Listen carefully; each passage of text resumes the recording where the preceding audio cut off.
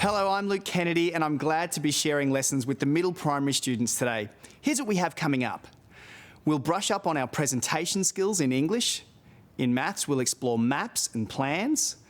And in science, we'll be concerned with finding out more about endangered animals. So find a comfortable place to sit and switch your minds to the highest level of concentration as we begin. Sometimes you'll be asked to plan and deliver a spoken presentation.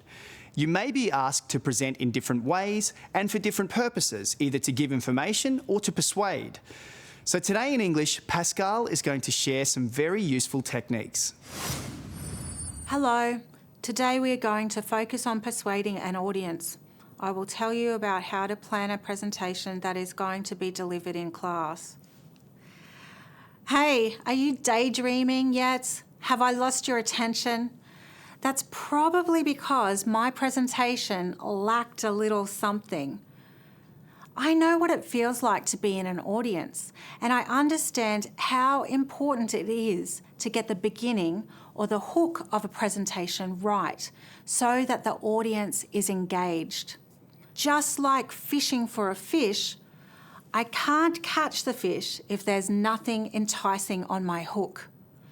So, today we're going to see the important part planning plays in creating an effective presentation, including planning, engaging, opening and closing statements. Before we get started, we will need to have a really good understanding of the purpose of the presentation or why you are presenting, plus an understanding of who your audience is. Remember, there are different kinds of presentations. We can present to inform, to persuade, or to entertain, and sometimes we can do all of those things in one presentation. If I know the purpose of my presentation, I can make sure that as I'm writing it, I'm on track to achieving my goal.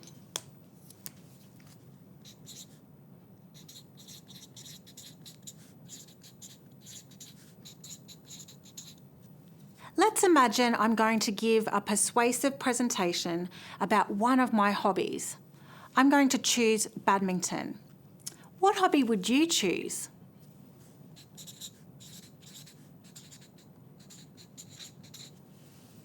The purpose of my presentation is to persuade my classmates to try my hobby or even take it up. So my audience consists of my classmates.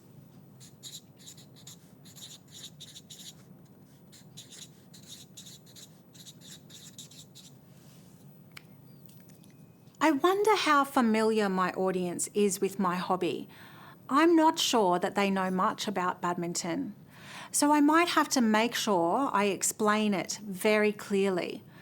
I will use important technical vocabulary about badminton and then explain what that means in everyday language. This will help me consider how formal or informal the language I use will need to be. Even though I know the people in my class, I'm presenting this in a formal situation as an expert to a group who are maybe not so familiar with the topic.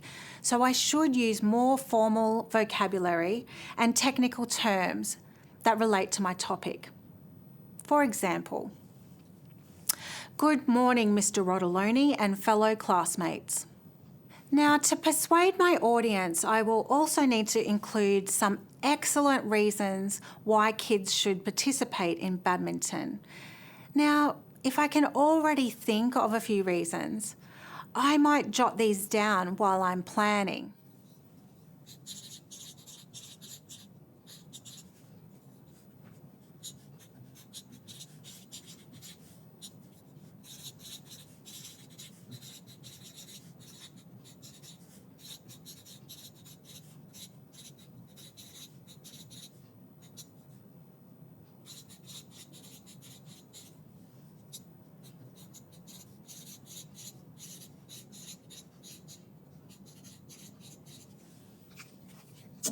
Okay. While I am still planning my presentation, before I start writing it, it's useful to think about the structure. Now, it's only a short presentation, so there will be an opening statement at the beginning, which introduces the topic and hooks my audience. The main body will include an explanation about badminton and some great reasons people play it, followed by a closing statement that is a brief summary and a farewell to my audience. What kind of language should I use in my presentation? I know I want to persuade my audience, so I could use language that specifically does that. You guessed it, persuasive language. Let's quickly revisit the persuasive language features and devices that could be handy for my opening and closing statements. I can use evaluative words to clearly show how much I like badminton. I can use modal verbs and adverbs to show how certain I am that badminton is amazing. For example, saying, winning a game of badminton is definitely the best feeling you will ever have. Adverbs like definitely and verbs like winning and will show high modality. If the opening statement is to be effective, some strong persuasive devices will be important to grab the audience's attention. Make sure you include a mix of sentence types like questions, statements, exclamations, or commands. This will add variety and keep your listeners engaged. So, I'm thinking of opening with a question like, have you ever played badminton before?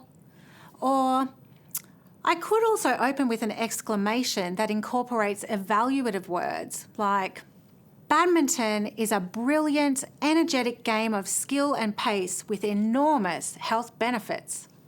And surprisingly, my closing statement is almost as important as my opening statement because it's the last thing people will remember. So I also want it to include powerful language that persuades.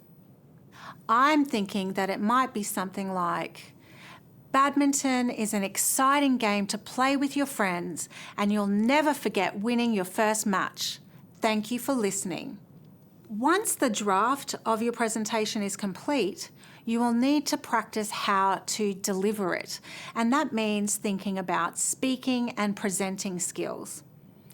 You remember speaking skills, don't you? This means paying attention to varying your voice in ways that suit what you are saying. Speaking skills include volume, which is how loudly or quietly you speak, pitch, which is related to how high or low your voice is, pace, meaning how quickly or slowly you speak, the tone you use to express how you feel, and pausing to create interest and allow the audience to think about what you are saying. And of course, the way we present is just as important as what we say and how we say it. So we need to think about using presentation skills, such as facial expressions, gestures, and eye contact. Isn't it interesting that planning a presentation can help save you time in the end? Spending a little bit of time thinking about purpose, audience, structure, and language choices can make writing the presentation much easier. Now you are familiar with planning a presentation, you might like to try planning one for your own favourite hobby. Try recording it and playing it back to hear how you sound. Well, that's it for today. See you next time.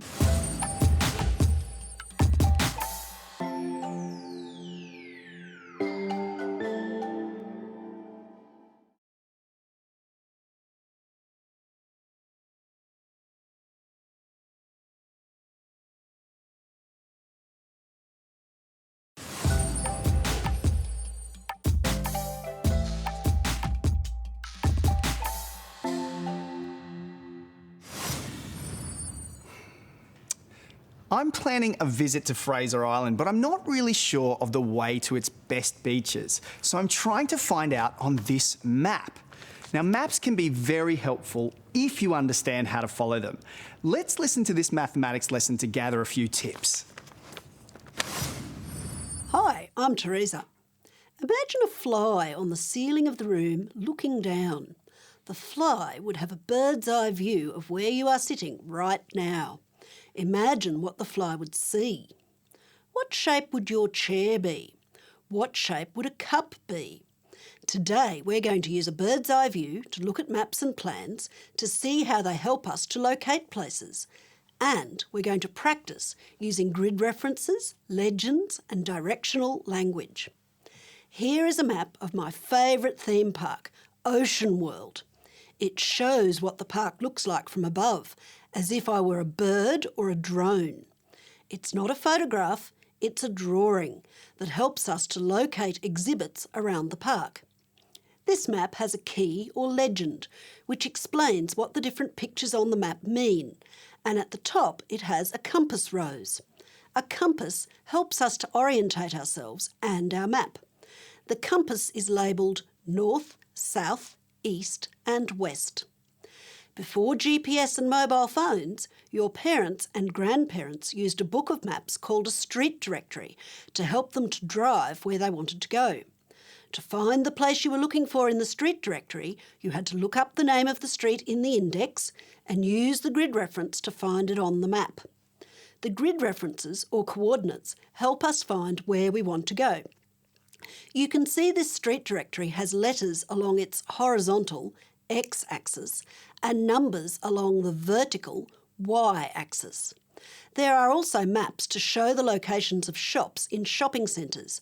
This one also uses coordinates and has a scale. A map scale refers to the relationship between the distance on a map and the same distance on the ground.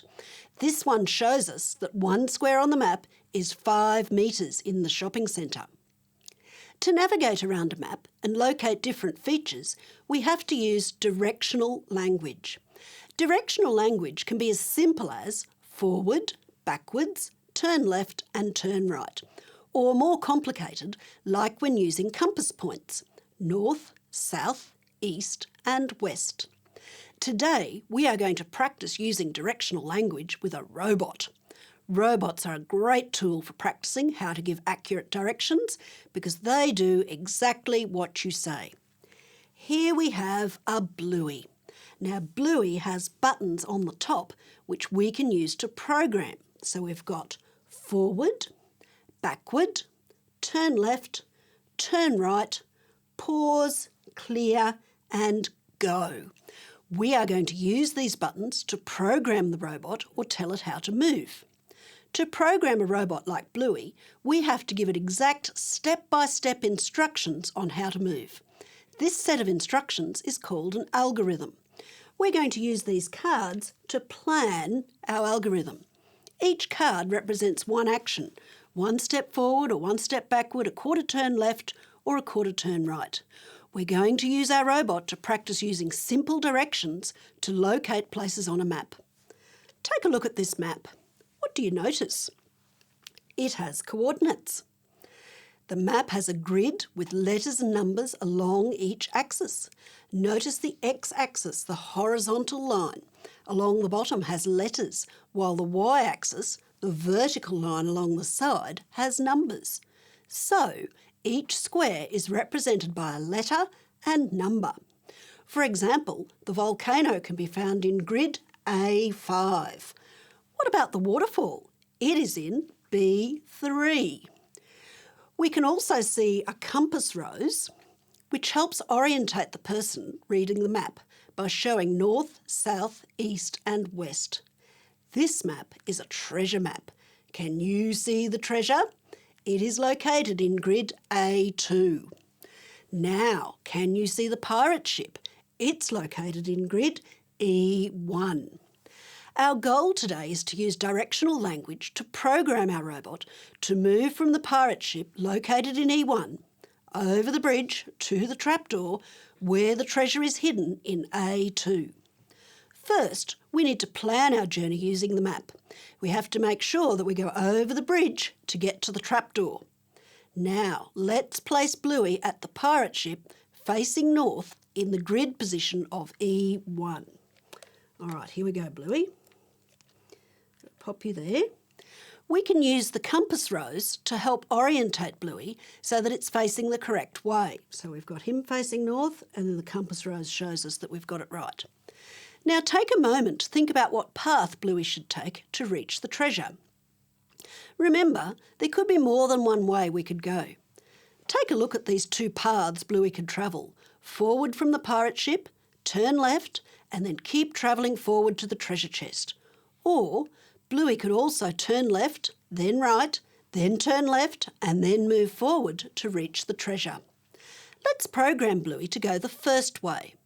Now let's use our cards to show the algorithm or instructions for Bluey to move. So we've got 1 step forward, 1/4 turn left, and then 4 steps forward. 1, 2, 3, 4. All right, let's program Bluey to follow those instructions. So we've make sure he's cleared, and we do 1 step forward, 1 left turn, and then 1, 2, 3, 4 steps forward.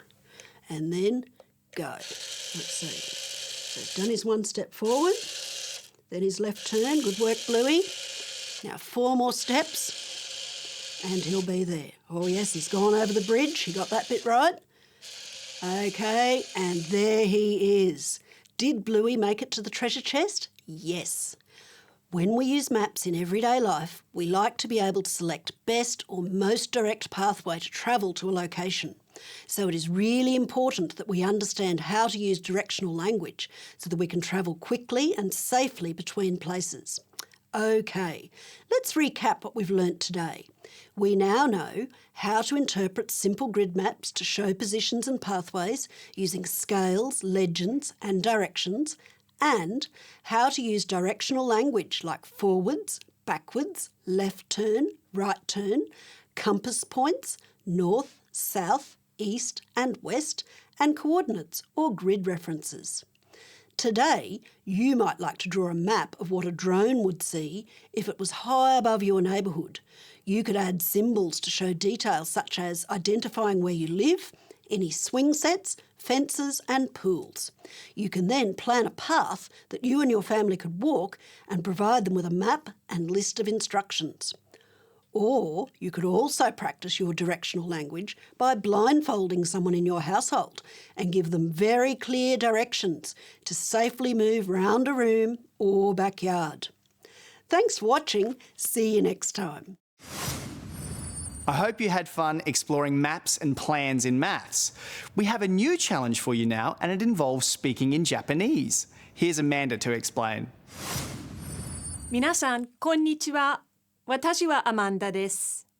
Today, we're going to learn how to count up to 5 in Japanese. Are there some numbers that you already know in Japanese? Did you know that there are some numbers that have 2 Japanese words for the same number? When we learn another language, we can sometimes use words from the language we already know to help us remember how to say the new word. Now let's learn some of the numbers in Japanese. Ichi. That's number 1. Ichi. Now you try it with me. Ichi. What English word does ichi sound like? Like a mosquito bite, that is itchy. Sounds just like the Japanese for number 1, doesn't it? Ichi. Ni. That's number 2. Ni. You have a go. Ni. Now what's a word in English that ni sounds like? I'm thinking of a body part. Can you guess? I bet you said ni. That's what number 2 sounds like in Japanese. That can help you remember the sound for number 2. Number 3 is san. San. Try it with me. San. San sounds like a word in English, something we see in the daytime in the sky. What do you think? Did you say san? That can help us remember how to say number 3 in Japanese. Number 4 in Japanese has 2 ways that we can say it. First is she. She. Easy one. You have a go too. She. It sounds just like the pronoun we use in English, she. Can you hear the same sound? She. Yon is the other way we can say number 4 in Japanese. Yon.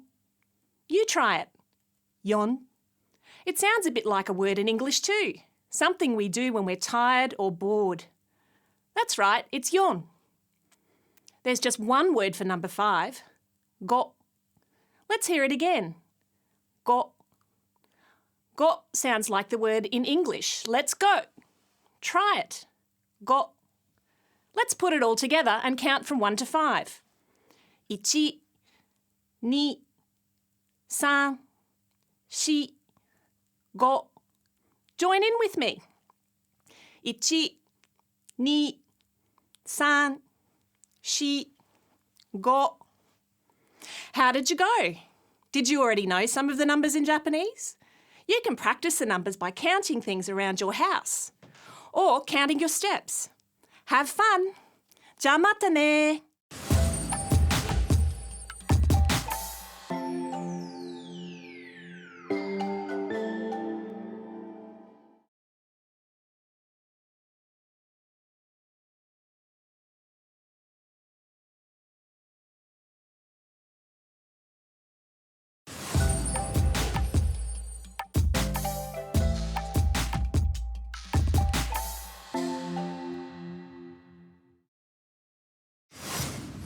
Welcome back. Take a moment to think about where you're from. Perhaps you're from a small town or a large city right here in our beautiful state of Queensland. Perhaps you've travelled here from overseas. Each of us has a unique background with our own experiences, traditions, cultures and belief systems. We're all citizens who contribute to our local communities, and we are all global citizens. Today in Science, we're going to explore what it means to be a global citizen and how that relates to caring for endangered species. Through technology, we are connected with people around the world like never before. And as our knowledge of science continues to improve, we are also understanding just how interconnected we are with other people, animals, plants, and environments. By understanding the contribution of each person to our local and global community and the impacts of our interactions with the environment, we can think and act like global citizens. Concern for the environment is a global issue. One example is when we understand the challenges facing endangered animals across our planet. Today, we are going to explore how we can protect endangered species across the world for future generations. Today in Australia, there are many species we classify as endangered. This means their population number, that is, the number of individual animals, has dropped so low that there is a chance they could disappear forever. We call this becoming extinct. This means that scientists need to work together in a global community to make sure that they are looking after or preserving the habitat of organisms and supporting breeding programs. Together, we can protect the biodiversity of the Earth. On this map, we can see that Australia is located in the Pacific Ocean and near the continent of Asia. We call this the Asia-Pacific region. Asia includes China, Japan, Indonesia, Singapore, Thailand and India. Asia is becoming the world's largest producer and user of goods and services. Australia has a special relationship with this region of the world. Asia is one of the world's most diverse and populated regions. It is home to 2/3 of the world's people. It is also home to a number of endangered species throughout the region, including the giant panda. You may have seen a panda in a zoo before. They are recognised by their distinctive black and white furry coats. The giant panda is an endangered animal. This means it's at risk of becoming extinct. As global citizens, it's important for us to understand endangered animals in our country and the Asia-Pacific region. So, let's take a closer look at the giant panda.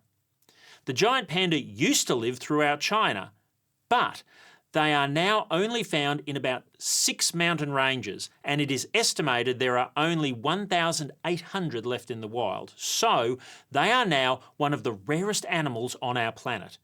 Pandas live in bamboo forests. They love bamboo. They spend up to 14 hours per day eating bamboo and the rest of their time sleeping. Pandas live for about 20 years and cubs take about 4 years to mature into an adult. So, why are giant pandas an endangered species?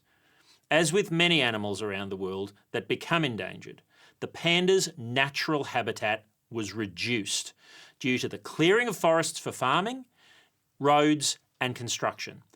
This occurred up until the 1990s and significantly reduced the panda population. As a result, China now has strict protection measures for the natural habitat of these pandas. China has also regrown bamboo forests in the mountain ranges for the giant panda population. By doing this, China has restored the panda's natural habitat, giving them plenty of space, shelter, and food to survive. But as the number of giant pandas is so low in the wild, there is also a lot of work being done across the world to help increase the population of the animals. And did you know that Australia is contributing to that global effort? That's right, Australia is part of the International Giant Panda Research, Conservation and Breeding Program, which is designed to protect this species. As part of this program, China has loaned pandas to 18 countries, including Canada, Finland, Denmark, Germany, the United Kingdom and Australia for the breeding program. 2 pandas in Australia, Wong Wong and Phu Ni, also known as Net Net and Lucky Girl, are at Adelaide Zoo in South Australia. They've been living there since 2009 and are the only breeding pair of pandas in the Southern Hemisphere. Endangered species biologists in Australia, alongside those in China, are helping develop the scientific knowledge about giant pandas. While Net Net and Lucky Girl haven't had cubs yet, scientists and vets have been able to collect valuable information about their life cycle, their food requirements, and how they reproduce. This information has been added to our global knowledge on pandas. It's being used to continue to protect these endangered animals. So, by understanding the interactions between people, pandas, and their environment, we've been able to help protect the species in the mountains of China.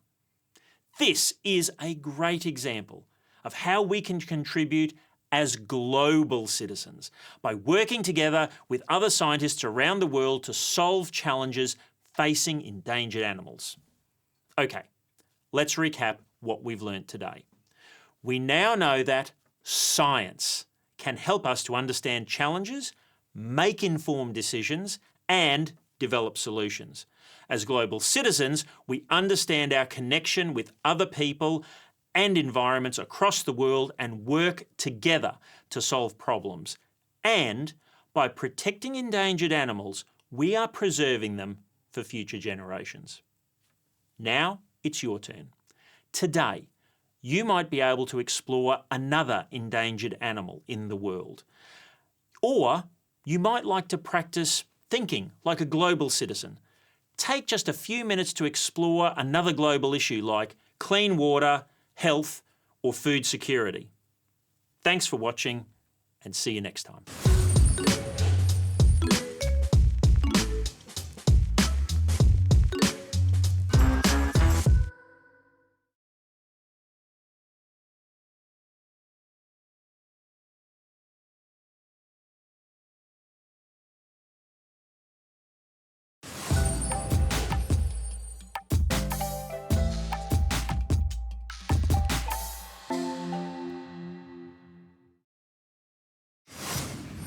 Let's take some time now to move our bodies and rest our brains. I think you've all earned it after a lot of learning this morning. That's it from me today. See you all next time. Victoria will be here after the movement exercises to spend time with the upper primary kids. Bye-bye. Hi, I'm Jason. Hi, I'm Emmy. I'm in grade 4. Grade 4. And Emmy, what's your favourite sport at the moment? Gymnastics. Gymnastics. And what's the move you love doing the most? a round off into a salt. A round off onto a salt. I don't think I'd be able to do that one. Do you think I'd be able to do that one? Probably not, no. So let's do some other gymnastics moves at the moment. Jump off the couch and join us. So let's go down, and our first move is going to be a V-sit. Yeah. So we'll go down into a V-sit, sit on our bottoms, get a nice strong platform with our hands, and we lift our feet up nice and high. My gosh, how high can you get your feet, Emmy? They go higher than that. And have a rest. And let's do another one. Go, go. Oh, wow, you are very strong. Okay, gonna jump back up onto our feet. And the next move we're going to do is going to be our walk out into a bit of a plank hold. We're going to go down, reach right down, get a good stretch at the back of our legs, walk our hands out. Very good. That's fantastic. Hold that there. And we're going to walk our hands back. Oh, it's a good stretch. And the last one we're going to do is going to be our toe touch and balance on a single leg. So how do we do that? Yeah. We're going to go down, oh, same hand. Oh, good one, hold it up. And swap our feet. Well done, that is fantastic. Thank you very much for showing me those gymnastic moves today, Emmy. Hope you had fun, and we'll see you next time.